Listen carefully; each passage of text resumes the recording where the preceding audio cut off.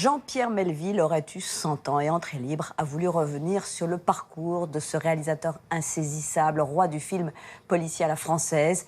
Il souligne combien l'auteur du Samouraï, qui a fait tourner les plus grands acteurs comme Alain Delon, Lino Ventura ou Jean-Pierre Cassel, a influencé non seulement la nouvelle vague, mais aussi le cinéma américain de Scorsese ou Tarantino. Portrait de l'homme au Stetson par Stéphane Cornic.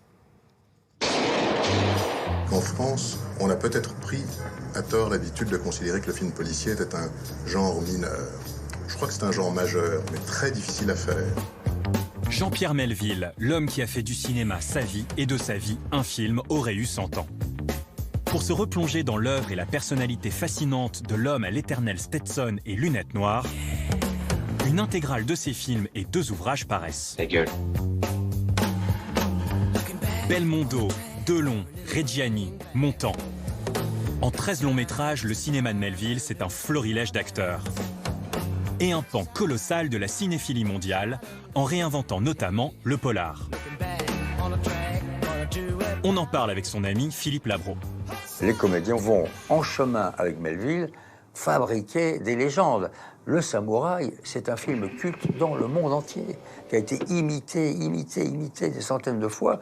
Tarantino, Michael Mann et combien d'autres, et des Japonais et des Hongkongais vont chercher dans les films de Melville ce que lui-même avait trouvé dans le cinéma d'autrefois. Passionné de cinéma américain et de réalisateurs de films noirs comme Robert Wise, Billy Wilder et John Huston, il en transpose dès 1955 avec Bob le Flambeur, l'atmosphère en France.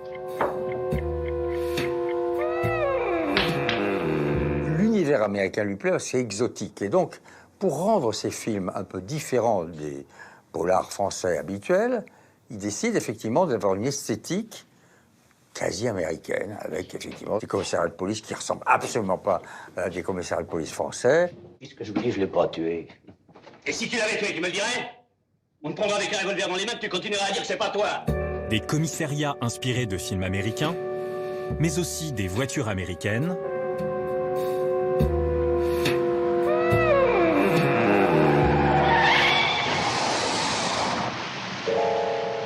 et des banques qui, comme dans Un flic, sont à des emplacements improbables, mais tellement cinégéniques.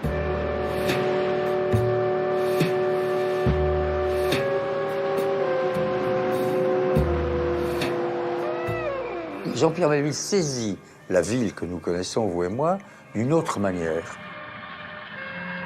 La ville, sorte d'immense décor à tourner des films entre flics et gangsters. Mais il me semble que sa différence avec le cinéma américain, c'est qu'il a apporté non seulement son esthétique, mais un sens très précis de la notion du temps. Ne bouge pas, on revient tout de suite. Et de la manière dont les silences et les temps dans ces films installent un suspense.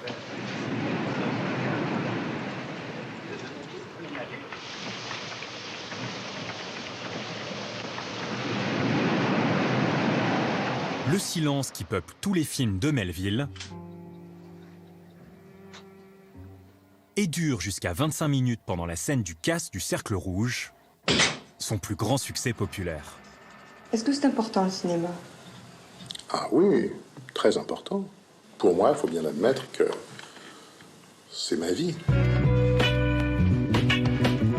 Grand technicien, auteur, monteur, décorateur, Melville vit pour les films qu'il réalise. Je vais te donner quelque chose de conséquent. Je te le dois. Il habite d'ailleurs dans les studios qu'il a fait construire rue Génère à Paris. Cet amour de son indépendance, sa liberté, il veut être un homme libre, fait qu'il fait construire ses propres studios dans lesquels il va tourner une bonne partie de ses films.